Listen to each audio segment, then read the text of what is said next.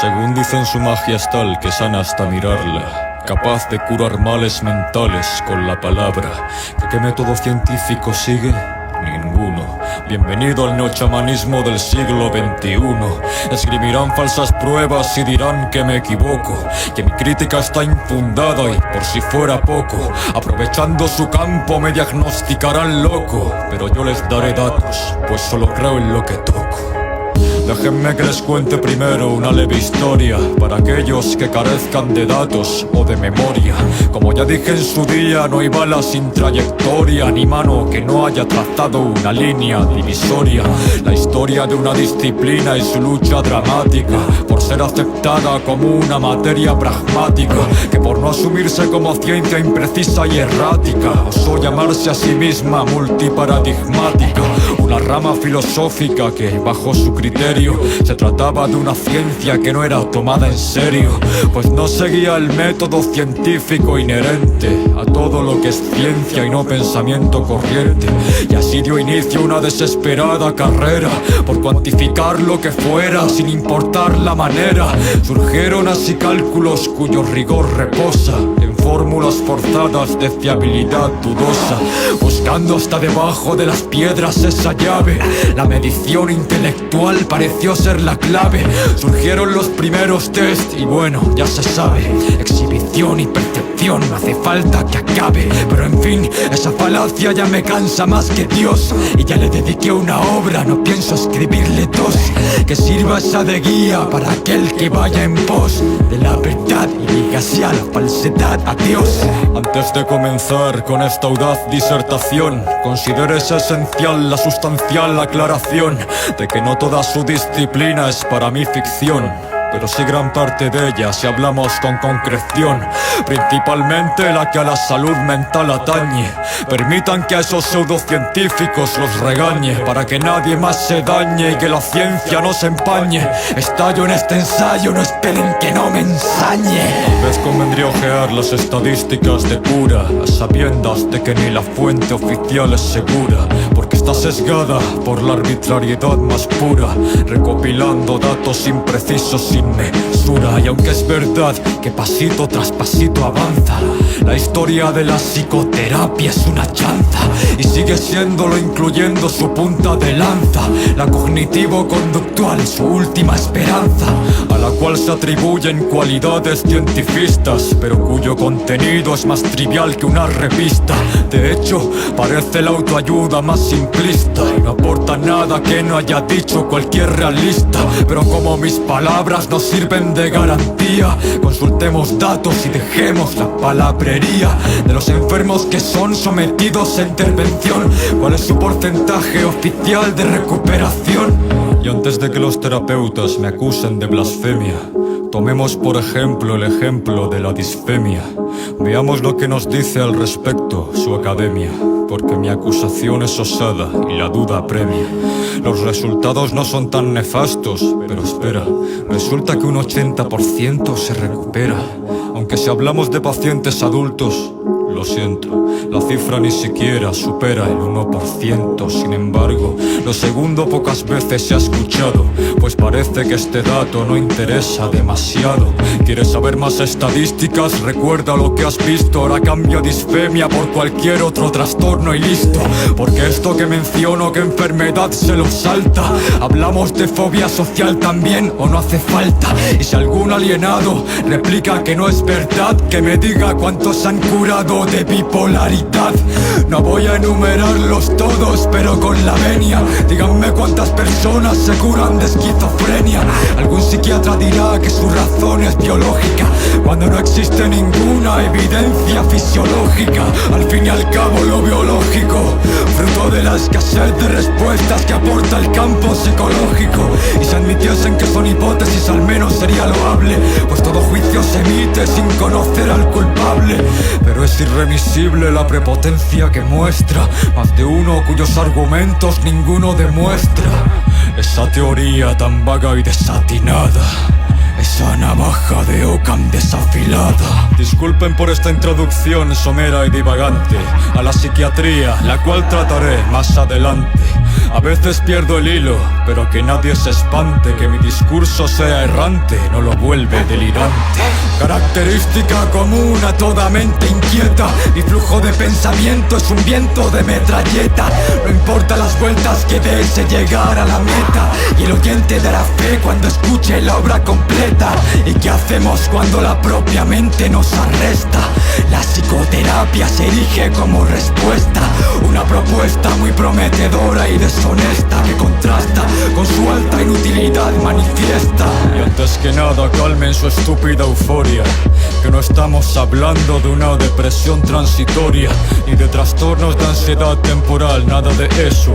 Hablamos del trastorno profundo que llega al hueso, pues parece estar de moda diagnosticar con ahínco, y gran parte de la culpa la tiene el DSM-5. Ahora todos son enfermos, incluso el que se masturba, y la campana de Gauss ha perdido su forma curva. Ahora es una línea recta, ya no existe el punto medio, y parece ser tendencia a ser un loco sin remedio.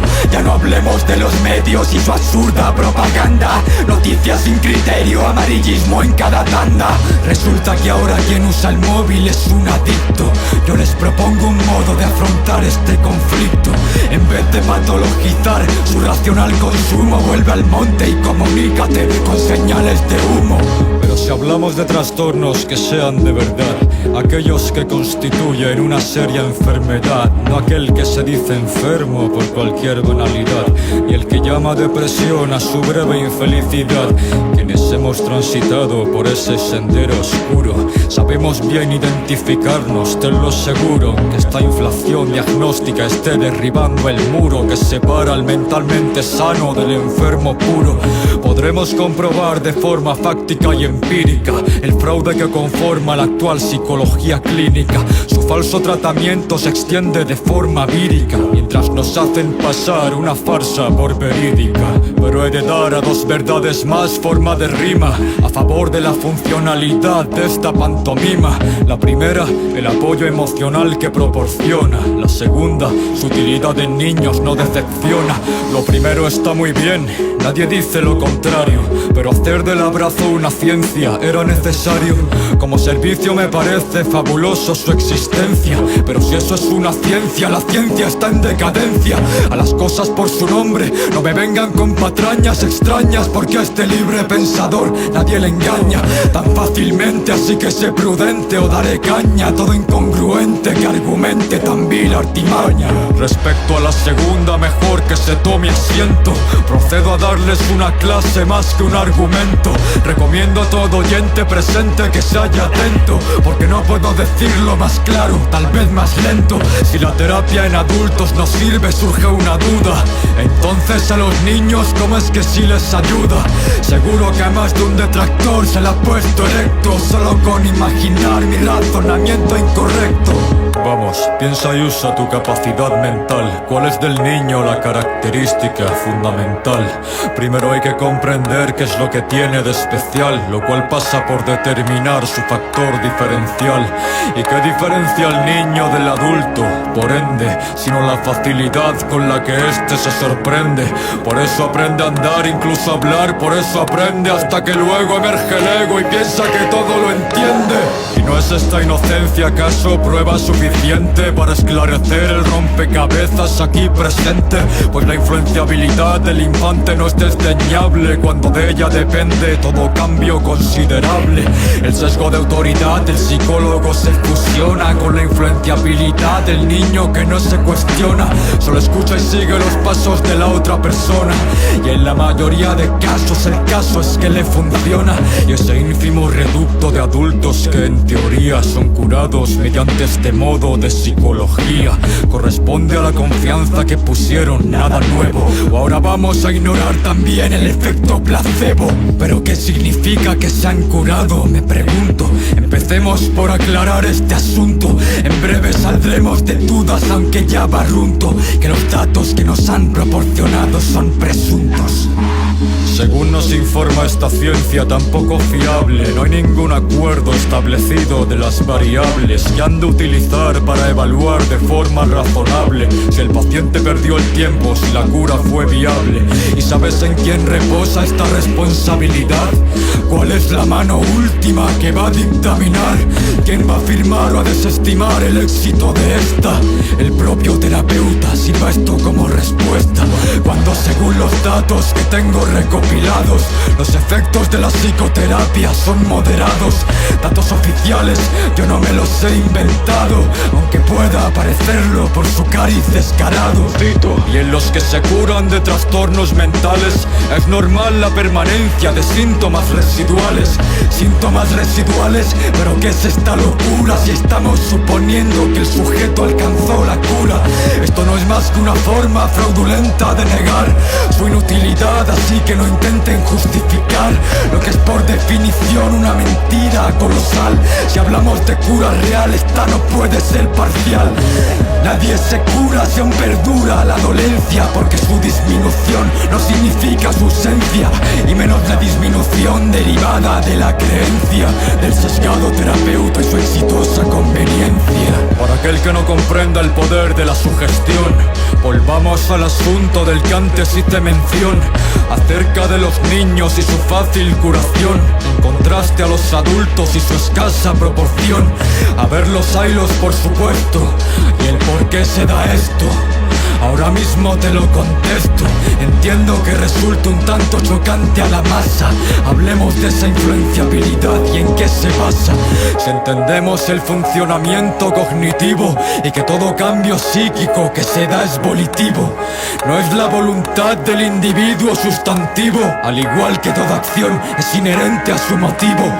Si no hay voluntad, ningún cambio es asequible. De ahí que un psicópata se cure sea imposible, porque ¿qué sentido tiene para un sujeto impasible someter su voluntad a la voluntad del sensible? Por tanto, sabiendo la influencia del querer, bajo qué ignorancia se le resta importancia al creer. Si creer es una forma de voluntad tan potente que es capaz de convencer de poder ver al invidente, lo cual no es otra cosa que darle una idea de opción y asumirla antes de presenciar su comprobación. De este modo el creyente modifica su concepción y su mente cambia con tal de adecuarse a su aserción. Si no prevés la conclusión, préstame atención, te lo explico por si aún no lograses ver la conexión. Si los cambios producidos solo cuestión de fe son, ¿qué diferencia hay entre su terapia y la religión? Y así como tras la terapia alguno se ha curado en virtud de la confianza en esta que ha depositado, hay creyentes que gracias a su fe se han recuperado, y esto no significa que el milagro esté demostrado. Y mientras el psicólogo interpreta su papel, en el que el tratamiento es Dios y el cura pasa a ser él, aunque al menos ningún sacerdote llega a ser tan pillo, porque en su consulta son 50 euros de cepillo.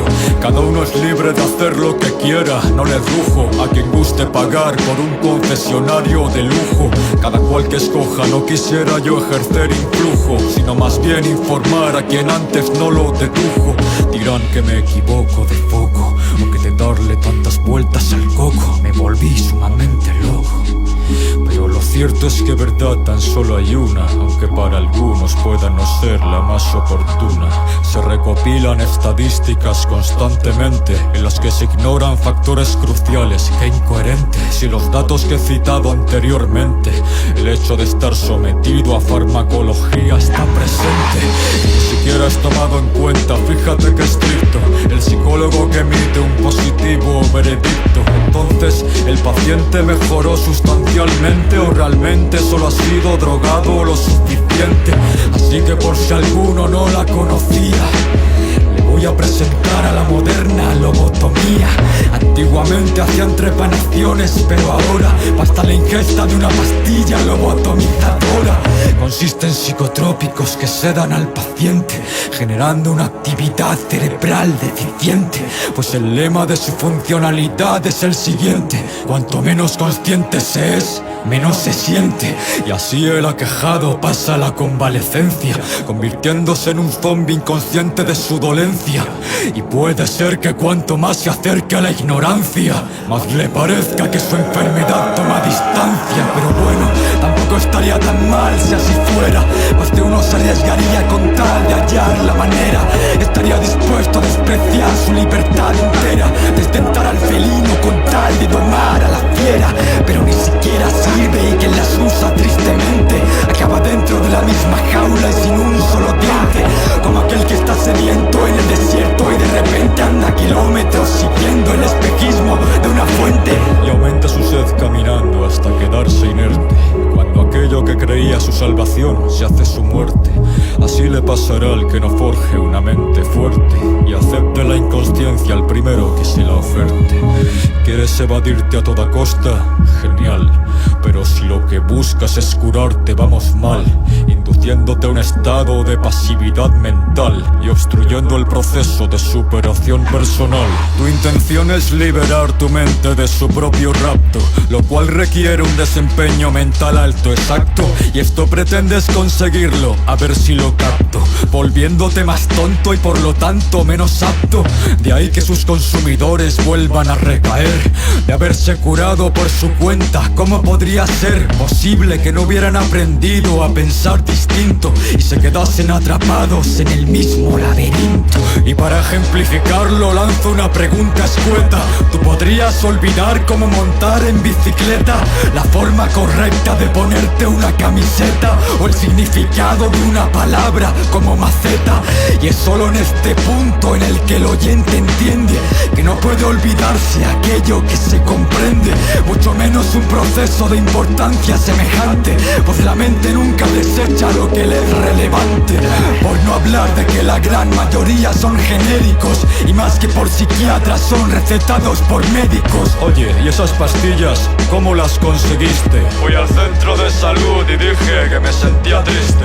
Para quienes piensan consumirlos, dejen que les diga que reducen drásticamente la esperanza de vida.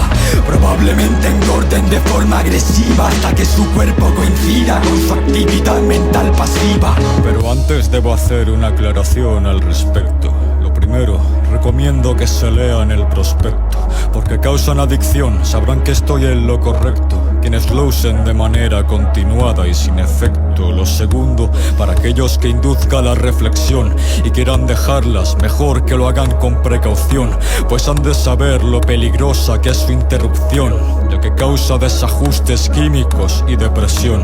Por tanto, de dejarse de manera paulatina, poco a poco, hasta que la desintoxicación termina, porque la adicción a esta droga puede ser asesina. Pero claro, al ser legal no es igual que la cocaína.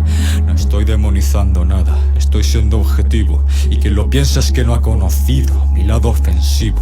Hoy solo aporto argumentos, no hay acoso ni derribo, para que no mezcan vientos violentos esto que escribo. Pero piensa, no te engañes como el resto de la gente. Si hay precio hay negocio, así que sé inteligente, que esta empresa no la mueve una corriente diferente. Así que ten en mente que cada paciente es un cliente. La sed de algunos psicólogos es bien sabida, buscando retener con su terapia indefinida, mientras el paciente paga a precio de oro la hora, bajo la promesa de una mejora que se demora. He conocido a miles con mi trastorno y repito, muchos de ellos siguiendo un tratamiento infinito, y el resultado cero. Debo más que necesito componer esta obra y evidenciar su chiringuito. No imaginas la impotencia que me da verlos así, sobre todo a mí, porque yo también estuve allí, regalándole dinero a un charlatán del 3 al cuarto, hasta que desarrollé mi propio método en mi cuarto. Ahora mira a esos psicoterapeutas de pacotilla, tratando los trastornos como una cosa sencilla. Pero analiza sus vidas y entonces te darás cuenta de que aquí es predicar, no dar ejemplo lo que cuenta. Bienvenido a la ironía. única consulta de Verónica, que asegura poder curar tu depresión crónica. Pero, ¿y si te digo que quien te lo aseguró lleva 10 años deprimida y jamás se curó? ¿Cómo puedes pretender ponerte a ayudar personas que tienen los mismos problemas que tú no solucionas? Es mucho más fácil para ti montar una clínica que solucionar tu inestabilidad anímica. ¿Y de qué se compone la otra mitad restante del que no lo ha padecido, ese consejero distante? Ya que quien no lo ha vivido ignora lo más importante. Por tanto, tú te pondrías en manos de un ignorante, de parte de alguien que logró curarse a sí mismo, y no de un charlatán. Ahora dirán que egocentrismo, pero mi sabiduría no es ficticia, más bien práctica, y vuestra teoría es una verborrea poco práctica. Bajo esa falta de rigor científico que tienen, no logro explicarme aún cómo es que algunos se atreven a tachar de ilegítimas determinadas corrientes. Y a mi amada ciencia le pregunto, ¿cómo lo consientes? ¿Por qué asientes? ¿Es que acaso la falacia no te duele? Cuando por un lado están desdeñando a la PNL, mientras hablan gloria de otras, dime, ¿qué es lo que te impele? Porque acorralas a una y dejas a la otra que vuele. Mejor que se limiten a hacer una mueca. No creo que nadie se atreva a llamarme cabeza hueca o matejarme de ignorante. Aún así, si alguno peca, le invito a venir y leerse un tercio de mi biblioteca. Esto no va contra la psicología para nada. Esto es tan solo un ensayo racional, no una cruzada. Esto es contra algunos puntos y su asunción como ciencia. Arbitraria selección sin distinción de la creencia. Y ahí mi ponencia, pues sería un acto de indecencia. Sabiendo lo que conozco, negarme a su transparencia.